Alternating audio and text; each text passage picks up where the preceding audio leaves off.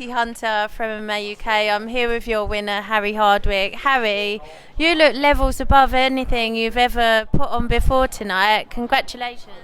Thank you very much. Was good. Felt good. Life's good. Where did it come from? Like, you literally just stepped it up to a whole new level. Ironically, the plan for this fight was to like subvert expectations and go on the back foot, and then it was just like, no, didn't do it. Just attacked him, and then it worked. There was no back foot. There was a little bit of back foot, but not a lot of back foot. Talk to me about the fight. You looked like you were talking to each other during it. What were you saying? He started that. So the end of the first round, where I dived in with that like stupid left hook to the body, trying to do a George impression. He managed to tie me up, and then he was like, "Good shots, mate." I was like, "Fucking good chin, mate." And then there was like a few other exchanges where we talked. In the second round, where I caught his kick and took him down, like I said to him when we got down, I was like, "Fuck, this helps you." He's like, "Yeah, I'm just gonna hold on." I was like, "What the fuck?" We just heard like how fisting, and then I heard him say like, "I'm trying," because his corner was shouting advice about the like getting up and stuff. Yeah. And then I was like, "Yeah, it's hard when you're tired. They're not in here." And like we were just having a bit of a back and forth, and then I was like on the feet, I was like saying, "I love it. You're a fucking mint fighter. I love fighters like you. This is mint." But yeah, well happy. It honestly, you both said it was the number one contender fight. It had to be, and after a performance like that, you have to think you're next in line for the belt, right? Yes, I am. That the zero questions. There will be like George has done his bit. Now I need to do my bit, and then we'll be the first brother champs in Cage Warriors. And then I don't know, maybe the next brother champs are the lad sat behind him. So Hughes Vucenic tonight, you think you'll be fighting one of those? How do you see that fight going, and do you care who wins? I want Vucenic to win. Like I've been to BST a few times. I've trained with him. It'll be a bit awkward if we have to fight, just because we're pals. But it's just like meh. Like George is the person I care about most in the world, and we've probably given each other the most brain damage of anyone. So it's just like it is what it is. It be how it be. And Jordan could get the call up if he wins. I honestly feel either of them are like UFC ready, to be fair. I think each other are the reason they're not in the UFC, and tonight kind of settles it. Like I genuinely do feel like both of them deserve it. Like they've done enough to cultivate the following, put the performances on the cage. They're good enough. Like the whole most of the Cage Warriors featherweight division's good enough. Like the featherweight division in UFC at the minute, there's like Alexander Volkanovski, Max Holloway, and then there's the rest of them. Oi, what about Arnold Allen? Oh shit, yeah, fuck. Good point. Right, I take that statement back. There's Alexander Volkanovski, Max Holloway, Arnold Allen's doing well. I've been punched in the head, come on. Your memory goes a bit funny when that happens. But there's them three. If anyone is to break through them, it's someone in Cage Warriors now.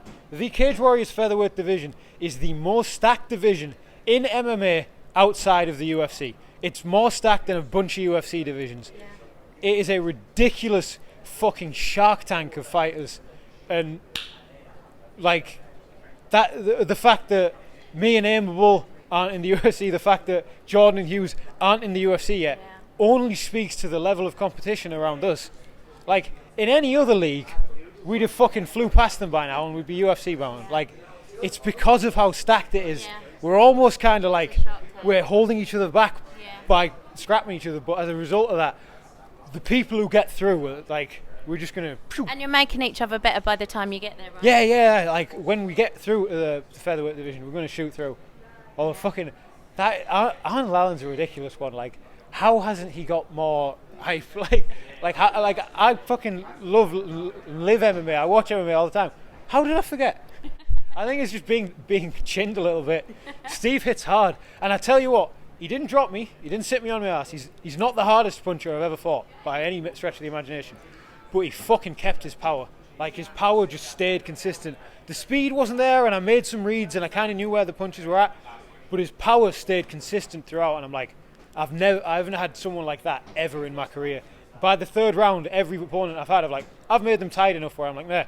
Steve kept his power. I was like, I had to be fucking so careful. Hence the hands behind the back. Yeah, what was that about? I don't know. Just feeling brave. Funny, good pictures. Well, I'm glad that Caterers didn't give you the easy fight that you were asking for. Heartbroken that Steve was the one that came off without the W in this one. But he's a legend. He's a legend. He is a legend. You're both legends. It was honestly, as soon as I saw that matchup, I was like, oh my God, this is going to be fight of the night. Has it been so far? I think so. Sound. I'm going to nag Graham and give bonuses. Congratulations, Harry. Thank you very much. Thank you. Anyone you want to shout out? Massive shout out, Lou McCarthy from JMax Scaffolding. Like literally, we couldn't do this without you. Just all the sponsors, RevGee with all the good stuff. Aaron Flanagan, Andy from Unit 29 because he got annoyed that I didn't shout him out once. So, best strength and conditioning facility there is. Thanks, Andy. MFA, Canopy Northeast, Mobeen Hussein, legend, and Peter Irving, who has unfortunately had to shoot like immediately after my fight because of the railway strike. So he's having to like. They're off. Yeah, he's having to leg it to King's Cross now because the last train to Newcastle leaves at 10. The strikes are off. What? They got announced just earlier. You just don't have to get a bus. You're still getting a bus. Thanks so much. Well, you can get a train home, Harry. I'm going to my lasses. That's in Aylesbury. I don't mind. So. Right. Thank you.